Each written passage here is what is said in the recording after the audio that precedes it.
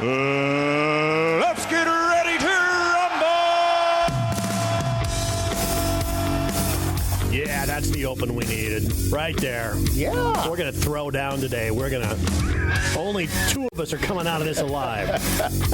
Maybe add a little danger element to rewind here. Probably not going to be me. I don't know if I'm waking up after this. I was kind of thinking the same thing, except for me. So, Jeff Blankman, Casey Miners, me, John Ryan, we're all here for KCIM Sports Rewind. And it's funny, Casey, we were looking at the calendar here, and 2 weeks from today, baseball season begins for the Chicago Cubs. Yeah, not the rest of baseball, but for the Cubs it does. Yeah, I like that they're going to it was at Japan to play Tokyo. To play the Dodgers, but oh gosh, that just seems really early. It does not to start the season already. Yeah, and then they're going to come back and play more spring training games. That's the part to me that seems to be so odd. Yeah. Why not just play it on opening day? Well, it's like, why not be a recruitment for the Dodgers? I mean, they sign every player that comes over, don't they? I mean, the Cubs got Suzuki and Imanaga, and Imanaga's been great, and he's gonna be the opening day starter for the Cubs on that one. But it'll be interesting to see how they do over there in Tokyo, and the reception that they get. Major League Baseball, of course. Very popular, but the sport of baseball is huge over in Japan. Yeah, I have a feeling it'll do really, really well. I think that especially with a couple of Japanese players returning home and stuff, I think that series will probably be sold out and those crowds will be rocking. Yeah. I mean, you look at the last couple of years, all the big time, international free agents that have come over, they've all been from Japan. Mm-hmm. I would say you look at when Shohei came over, say Suzuki was a big time international prospect, Roki Sasaki this last year. So yeah, Hideo Nomo was the first real big trailblazer that I remember coming over from that. But Ichiro. I wonder if absolutely, and I wonder if Ohtani is going to start on opening day as far as the Dodgers. I don't think I've heard yet. I don't know if he's back on the mound full-time. I don't think he's back on the mound full-time yet. No, not on the mound. I would imagine he'll be in the lineup somewhere. Probably the DH, probably. Yeah, probably the DH. But, it doesn't sound like it's going to be a little while from what I'm hearing before he pitches again. So but 2 games. We are not going to be airing them here on KCIM because with the time change, they're on air at 5 a.m. Mm-hmm. So we're not going to be able to carry those games on the 18th and 19th. John likes to get up at 4 and come into work, so that's the reason why. Love it. Can't get enough of it. Can't get enough of that. So also we're we're less than about a week or so away from the start of basketball tournaments. Okay. Conference tournaments all over the place. Iowa State, the Big 12, of course, going to be happening next week, and Cyclones defending champions. I don't know if they're looking that great, like they are threatening to win it again because Houston just looks that good right now. They do. Got a nice win over Kansas last night. But T.J. Otzelberger said, yesterday or the day before that I think we went through the rough spot that every team goes through. And what did he say? They're 19-1 when they have their lineup together. So I think they're going to enter the Big 12 tournament with some confidence, and then probably NCAA tournament, I'm sure, after that with some confidence. Momcilovic was unbelievable against Arizona that night. He was unconscious. Yeah. They had another big guy, too, that early in the game that was like all over the place. It's the guy that I'd never really heard of before. Joshua Jefferson. Yeah. So I think Texas Tech's got to be a team to watch out in the Big 12 tournament. They're playing pretty good too. This isn't the Big 12 of old. I think it's still a good conference. Right. It's still a really good conference, but I think it's more open than what it has been. I know that Houston's at the top, looking like the best, but how often does the number 1 seed win these type of tournaments, so. I do like the fact that KU's got 9 conference losses. That kind of makes me feel good. Sorry, Steve, but they're going to have to go play in those early round games instead of taking those off. Yeah. How about the Big Ten? I mean, Nebraska, how are they looking in the Big Ten? Terrible. Are they fading now or what? They're fading. We've dropped our last 2 and Fred even said the other day that, I've got to find 5 guys that actually want to go out and compete. That's not good. He said this is the darkest this is the darkest point I've had in my career with the way they're playing right now. So this was a team that was as high as a 6 seed at one point, maybe a month ago, and have just absolutely fallen apart right now. Could be worse. Iowa's not even going to make the Big Ten tournament. I don't know if Nebraska will. Oh. So, yeah, there's a question if the Huskers are even going to get into the Big Ten tournament. Yeah. So it seems weird to say that. You got a team in a conference that's not going to make their own conference tournament. Yeah. That's how far. How long do you think Iowa goes before they make a change? This is probably the worst season that Fran has had since the beginning that he got here. Like, we're not even going to get 20 wins. We've got 20 wins every year except for his first couple seasons. I mean, 10 or 11 straight years of 20 wins, and we're not going to get there. I don't know. Does he survive this year?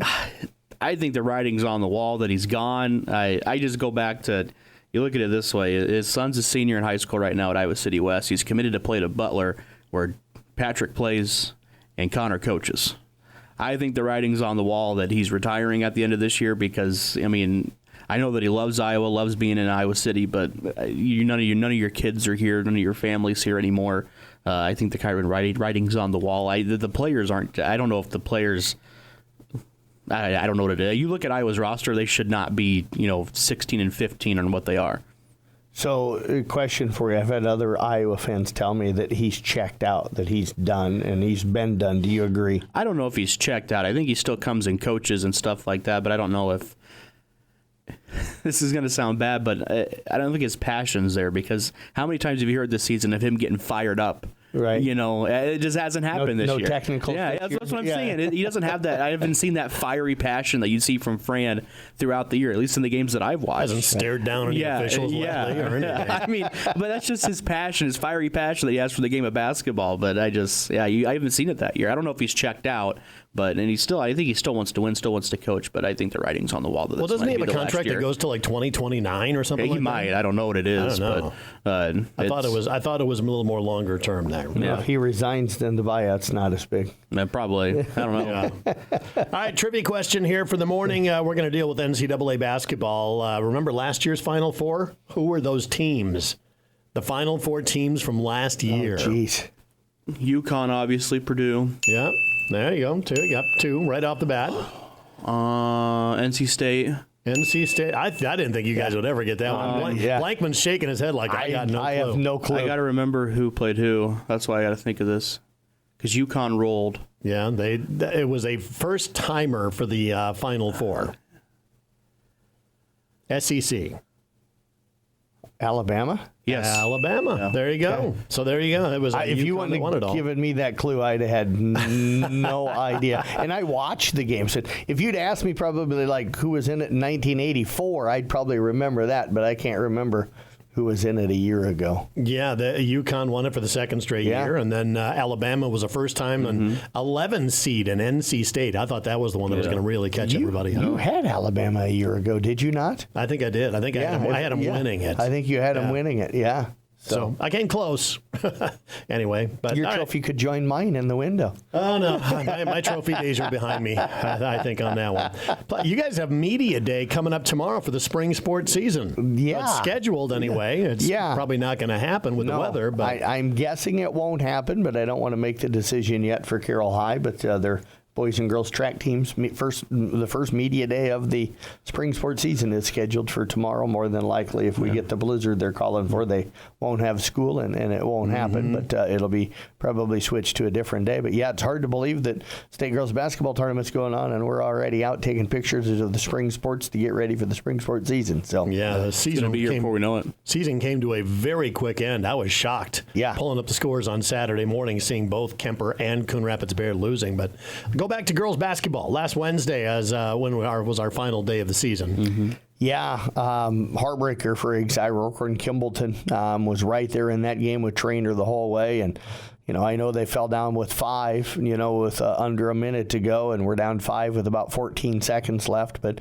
Taryn Peterson gets fouled and goes to the line and hits a pair. And then Caden Sporer comes up with a steal on the inbound and feeds it to her, and she makes a layup to make it 45-44 that they trail with about 6.8 seconds left. And then Trainer starts to take it out of bounds, and their coach realizes, hey, we're going to get called for a violation if we don't throw it in. So called the timeout with 1.8 seconds left, and they had to re-inbound it, and Exira almost came up with another steal, got a jump ball call. They put 0.7 of a second left, and Trainer tried to throw it the length of the floor, but luckily for Exira, Elkhorn Kimballton, that the throw only went to about half court, and Taryn Peterson jumped up and caught it and chucked one up from half court. It hits the backboard, hits the rim, and bounces off. And they end up having their season, a terrific season, coming to an end at 45-44. They were that close to making the state tournament and played really strong game.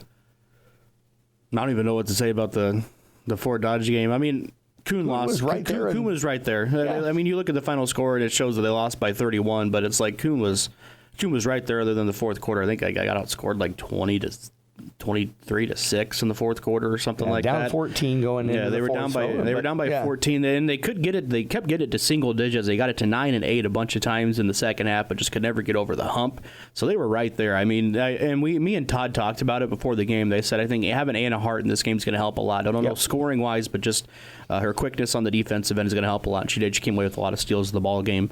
And really put Coon Rapids put really a lot of pressure on Newell Fonda.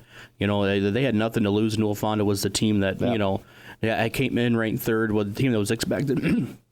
expected to win the game, expected to get the state, and they put a lot of pressure on him to start the game and played a really good 2-3 zone defense to start, but ended up losing. And I think a really competitive ball game if you take away the score and say, well, they lost by 30, but it was a really competitive ball game. Yeah, and his ability to hand the basketball too, I think, was huge for them against Newell Fonda's pressure. Last year they didn't have that, and this year they did have that. That's why they were able, I think, to stay in it through three quarters. I do want to point out Cadence Spohr as well. I mentioned her with the steal, but huge game for them in that loss to Trainer last week. Probably had her best game of the season. I remember saying in the pregame that Trainer was going to probably try to lock down Taryn Peterson, which is really hard to do. Probably trying to take Jalen out. It's going to be somebody like a Cadence Spohr who can shoot it really well but doesn't shoot a lot. That's going to need to step up, and she did. She had by far, I think, her best game of the season. So look forward to next year. Who's kind of going into next year? Got some good talent coming back. Who do you see as the strongest at this point? Kuhn brings back every single player from this roster last year. Yeah, no seniors. So they'll be really good, and I think they'll be angry and hungry and stuff because that's a competitive group. They'll put a lot of time in the offseason. I think Exira Kimballton's going to be really good. I think Carol High's got a chance to be really good. They're going to lose a couple of players, but I think they've got a lot coming back that they can really build on. ICAM Manning's going to be a much improved team as well. So, Glidden Ralston, you got those three, those three players over there, and Wank and Squibb and Snyder that, I think can kind of help them continue to get that program going back in the right direction. So those would be the teams just off the top of my head that I think have a chance to be really competitive next year. Yeah. Well, it could be tough. Yeah, when is the last time we had a girls team make the state tournament? It's been a drought for a while, hasn't it? Not as long as we think. I'm trying to remember. It would have been Riley. Rockwell City? Yeah, it was South Central Calhoun. Riley Bada and Kylie Schleichman's junior season. Because they won up at Esterville Lincoln Central to go to state that year, and they ended up losing to Dike New Hartford with the Peterson girls, and I think they were juniors at that time. So I think that would have been 3 seasons ago that we had somebody at the state tournament for the girls. So it seems like longer. It seems longer. It just seems like it does. And I think we had a slight drought before that, and I think that's what makes it feel like it's been quite a bit longer. So, yeah, but it'd be nice to get another 8 or 9 of them down there. So, Carroll Tiger boys, they were knocked out by Storm Lake, a competitive ball game. Oh, what a good game. Yeah, played really well. I thought they, took the Kuhn kid who had a nice game but had to work for everything he got. Storm Lake had a couple other players that stepped up, but, shout out to Matt Collison. What a job he did shooting the basketball and being aggressive going to the rim, and he almost shot Carroll right back into the game. Not that they were out of it, but almost gave them a chance to win the game late with some really clutch threes. But I thought Carroll played one of their better games of the season. I know they're disappointed that they didn't end up winning that one, and there was some really questionable calls that it seemed like every call kind of went Storm Lake's way. There's one that I look back at, the game was tied at 51, and a phantom travel call got called against Matt Collison. Horrible travel call, probably one of the worst travel calls I've ever seen. No, it goes from being a potential and one. He makes the basket, gets fouled, so you could go to the line and go up 54-50 451, but just a really, really bad travel call against him. And then Storm Lake comes down, hits a 3 on the other end. So instead of Carroll being up 2 or 3, all of a sudden they're down 3, and Storm Lake's got all the momentum late in the game. And I'm not blaming one call on an entire game, because there's lots of other things that happen, but that call that late in the game on a travel that was nowhere near a travel call. I've seen the replay even a couple of times that you can't find a travel anywhere on it, but it changed the momentum so bad that it really swung the game in Storm Lake's favor. Yeah, at that key of a moment in the ball game, you don't have time to kind of overcome that bad call. Yeah. So what's coming back for Carroll High? What are they saying goodbye to? What's coming back? Jared Moore, Carter Essick graduating. Stone Sieben. No, Carter's a junior. Jared's a junior. Jared's a junior. Yep. Carter and Stone Sieben. Carter, Stone, and Noah are going to they're going to lose 3 starters, but you got a guy in instant offense, Trey Tassel coming off the bench. Miles Nusbeck has played. I thought really second half of the season, last 2 weeks was playing really well, especially in that Storm Lake game. Yes. He doesn't foul out. What kind of difference does that make on a phantom call? Happened right in front of me. I think Carroll should be a lot improved next year. I think that they bring back quite a few kids. That I think that loss is going to sting. I think it is too, because I think they knew that they should have had that game, and it's you can kind of fuel them going into the off season. Yeah. Well, let's talk Coon Rapids Bayard real quick. I saw something on Facebook. Cal Hayden, 555 points on the season, sets the school record there. Yep. It's got over 1,500. And it still has a year remaining to go. So, but again, they get to the sub-state against a team they're very familiar with in Woodbine, and Casey, you were on hand for that one. They struggled offensively. I think you look at the first quarter, they got up 2-0, then Woodbine goes on a 10-0 run to make it 10-2, and the lead grew to 13-3, and then Coon just kind of stuck around. They cut it to 7 at half at 21-13, but they just couldn't get anything going on offense. They missed some easy shots early. I think that might have swung the momentum in their way. But, Woodbine, if you look at the way Coon played them in the regular season, that last game to this time, Woodbine was completely calm, collected. Coon wasn't able to get in the Woodbine players' heads as they were able to last time and kind of force them off their game. And I credit Woodbine for that. They played I think they played a really good basketball game, knowing what Coon was going to try to do coming into the game. And Cal got going in the second half. Finished with 19. Had 18 in the second half. So he willed Coon back into it. They cut it to 6. Late in the ball game, but then just like that, it was back up to 10. They ended up losing by 9. I think 50-41 was the final. They couldn't get anything going offensively. Had a good defensive game. But Woodbine hit some good some pretty big threes to start the second half that kind of halted Coon trying to come back in the ball game. Yeah, you hold the team to 50, you give yourself a really good chance, and that's where Coon's strength has been for years with Corey Meyer as their head coach. But just one of those nights where shots didn't go and they needed them to go, and that's a tough matchup. I mean, Woodbine had been there a year ago, got to state, and for Coon it's been since 2010 since the last time they were in a sub-state final game, not let alone won a sub-state final game. But it's been that long. Yeah. That seems odd. Yeah, very odd. But with what they got coming back, I think they should. I was going to say they should be loaded. They should be ranked pretty high next year. You lose one senior; he was a starter for you. He's going to be tough to miss. Parker's going to be tough to replace. Yep.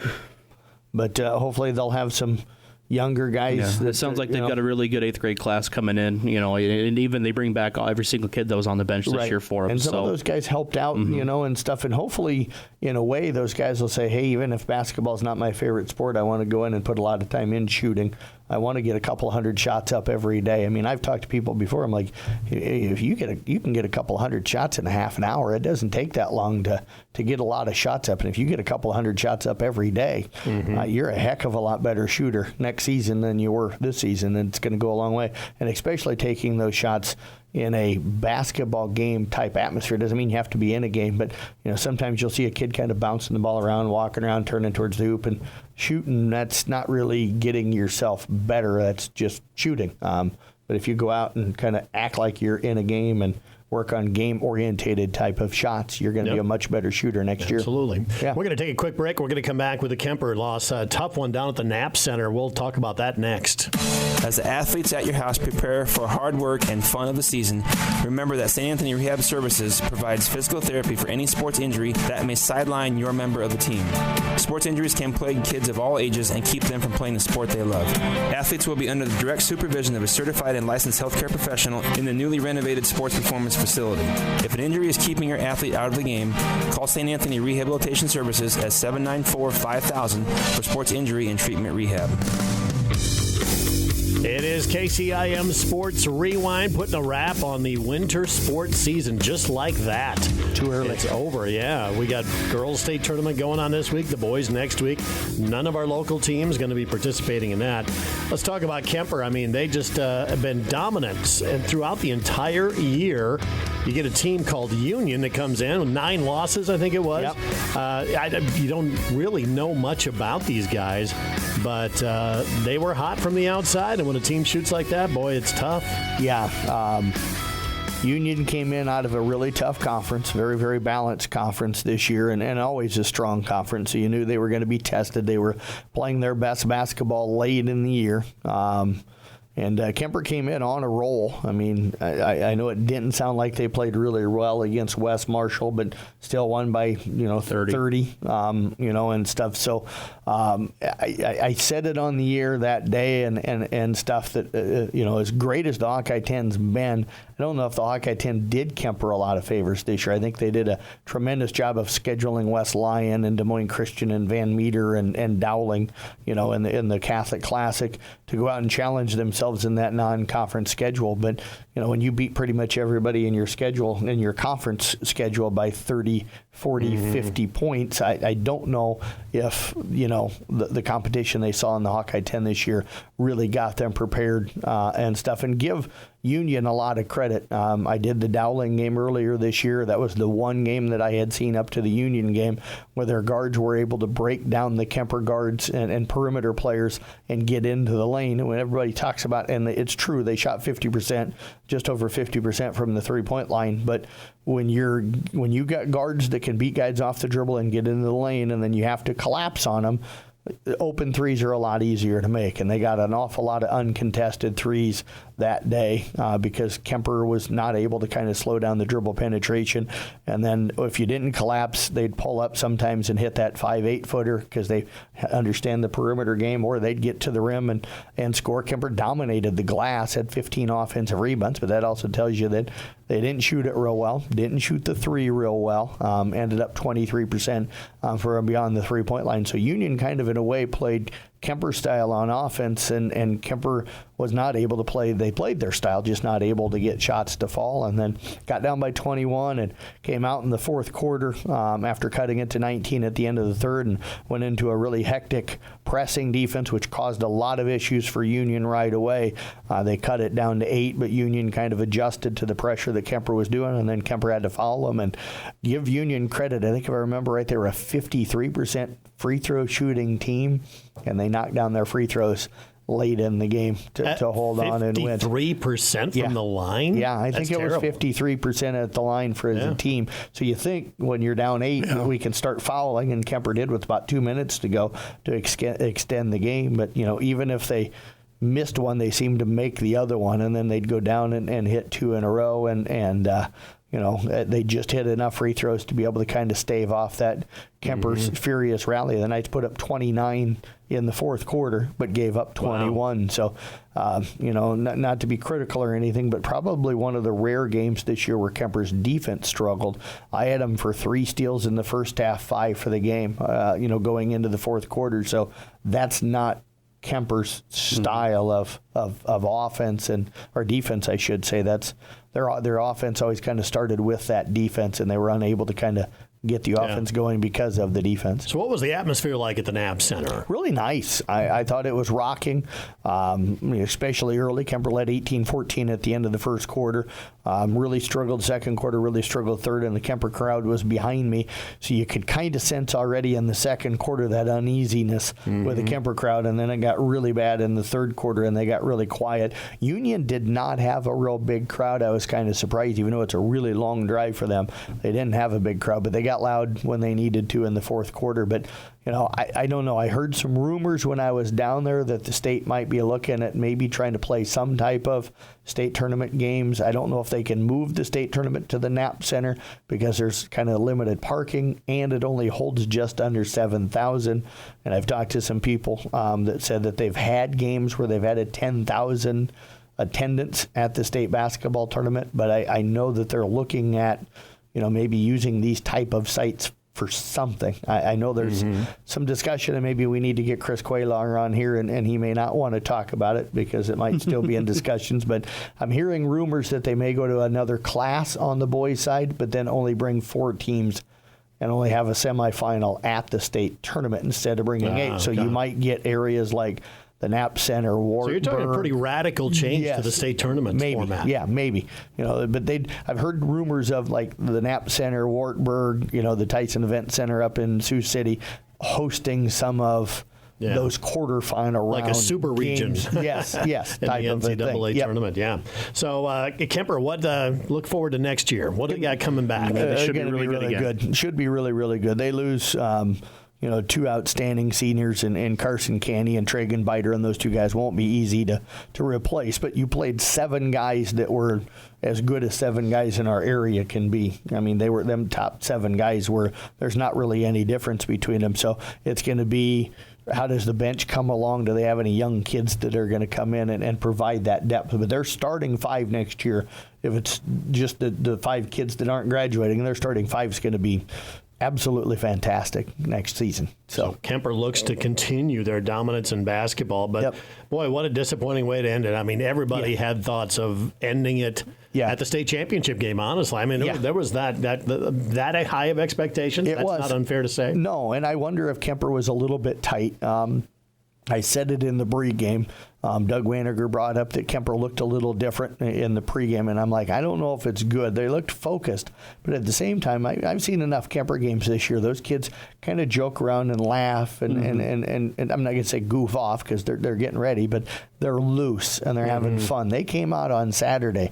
Wasn't hardly a smile on there. There was none of the normal kind of having a little fun during warm-ups. It was a really lasered focus, but sometimes that can mean that you're maybe tense or a little too focused, and I wonder if that maybe was part of, they weren't themselves in a way and stuff. Pressure to not let the season slip away. Yep. So they were crushed. I know Sean Minahan was devastated for those kids to not be able to advance on. And you'll have the season wrap-up interview with Sean coming up Saturday morning. Yes, absolutely. I'll get a hold of him this week. Show. Yep, and we'll get that interview on the air here on Saturday morning in the 8 o'clock hour. So. How about the other coaches? You've been doing wrap-up interviews with all of those, right? Yeah, pretty much done with about everybody. You've got Corey Meyer from coming Coon up in a little bit here, and then I'm still trying to work out a time. Lance Schultz and Colin Corey are co-head coaches for South Central Calumet Boys Wrestling.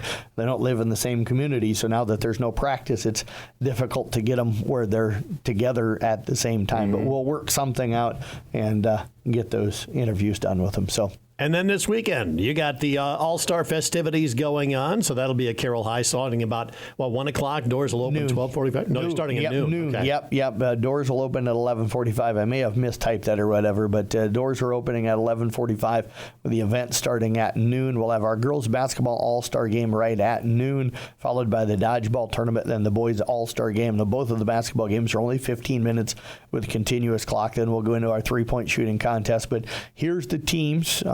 Got heard back from all of the kids on who's planning on participating in the games, part of it in the dodgeball tournament. So Team Katie Cook will be wearing dark uniforms. It'll be Taryn Peterson, Chloe Cook, Anna Hart, Addison Ehler, Allison Snyder, Bree Patterson, and Elsa Tiefenthaler. The team Tom Peterson and Caitlin McAllister are going to be in their white or their light-colored uniforms. That'll be Caitlin Aiden, Olivia Rowetter, McKenna Steiger, Allie Cook, Olivia Squibb, Kalia Minahan, and Kaylee Simons. On the boys' side of things, Team Corey Meyer will be in their white uniforms or light-colored uniforms. That'll be Blaine Smith, Ryan Clarestone, Siebenaller, Carson Caney, Griffin Glenn, Trayvon Keeley, and Evan Myers. Team Sean Minahan will have their dark jerseys on. That'll be Wyatt Regaler, Austin Christensen, Jared Moore, Jonathan Bergmeyer, Dylan Schoen, Jack Bading. Dodgeball tournament, our boy swimmer of the year decided not to participate, so this will just be wrestlers. Team Marissa Soder and Tyler Christensen will be Jordan Mulford, Quentin Polking, Owen Clucky, Tyler Moore, Ethan Bauer, Leighton Elmquist, Jack Standerson, and Cooper Natras. Team Tim Patrick, Joe Daniels will be Mia Heffley, Charlotte Schwabe, Kieran Polking, Jason Aviles, trainer coach Johnny Cortez, Lane Elmquist, and Braden Wardenberg. So we tried to split kids up as much as we could from the same school, so they weren't always with their teammates, and we certainly tried to split brothers up.